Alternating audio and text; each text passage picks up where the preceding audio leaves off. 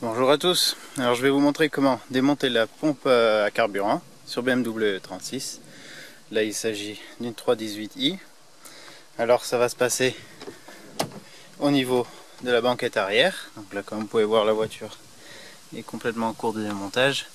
Je vous mets le lien pour le démontage de la banquette arrière, mais c'est vraiment très simple. Et une fois que vous l'aurez enlevé, il faudra enlever un clip ici, une espèce d'agrafe, et soulever ce feutre caoutchouteux qui isole la banquette de la tôle. Alors ça, faites pas gaffe aussi, enfin il y a plein de trucs à pas faire gaffe ici.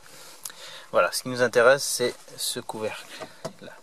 Donc il y a 4 vis cruciformes dessus. Une fois que vous les avez enlevés, attendez, je vais dégager ce truc. Je les ai déjà dévissés.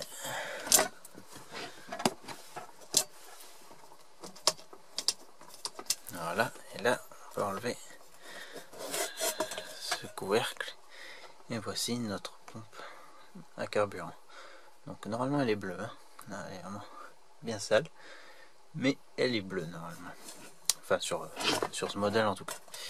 Voilà, donc ça, je vais passer un petit peu. J'ai un peu de marge, je vais enlever cette mue d'araignée. Et on va voir comment ça se passe. Donc déjà, je vois qu'il y a des connexions que je peux débrancher, tout simplement.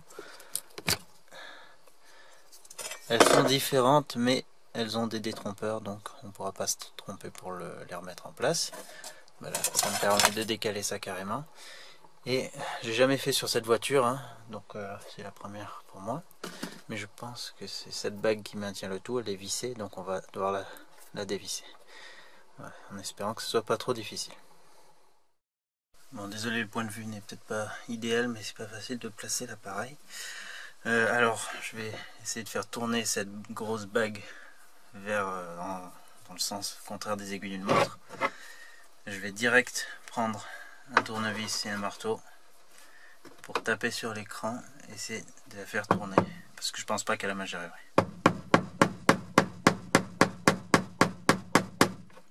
J'essaye un peu de l'autre côté aussi.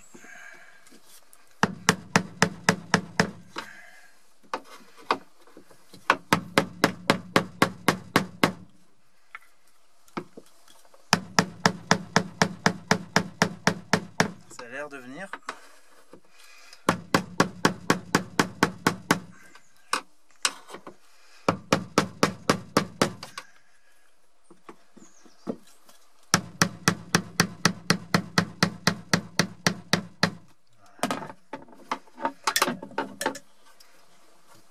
C'est encore un peu dur à la main, même très dur.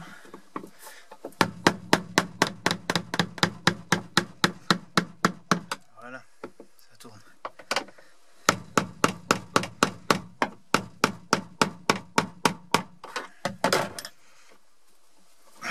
On va y arriver.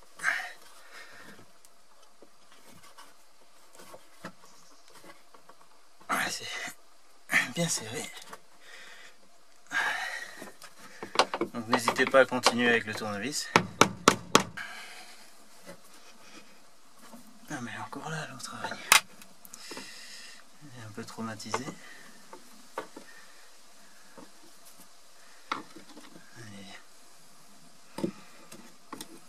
Bon, c'est barré en dessous.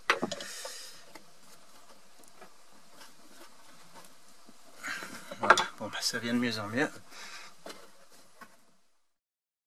Là la bague ne veut pas plus remonter parce qu'elle bute contre la durée d'essence. Donc je vais enlever ce collier. Avant de le faire, hein, prévoyez d'en avoir un de remplacement. Un serre-flex ou si vous avez la pince spéciale, le même qu'il y avait.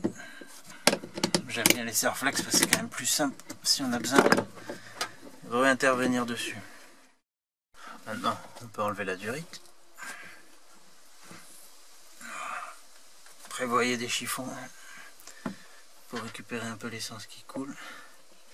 Et là, on peut enlever complètement la bague. Hop. Comme ça. Et la pompe devrait venir. Voilà.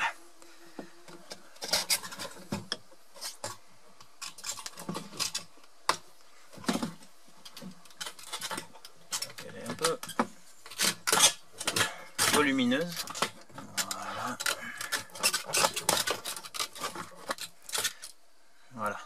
Donc là avec mécanisme de flotteur, le filtre qui évite d'aspirer trop d'impuretés.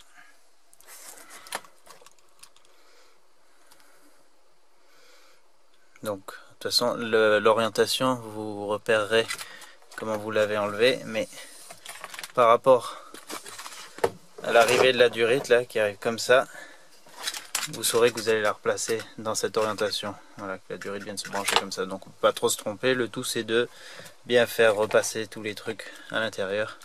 À deux mains c'est bien sûr beaucoup plus simple. Et quand vous aurez remplacé votre pompe, veuillez bien replacer aussi tous les joints qu'il y a hein, pour éviter les odeurs dans l'habitacle. Quand vous aurez remis votre pompe en place, vous revisserez ça à la main. Et vraiment quand vous arriverez à la fin, que vous n'arrivez plus à la main, vous pouvez mettre un peu de serrage, pareil avec la même technique, en tapant un peu avec le tournevis de part et d'autre pour la serrer.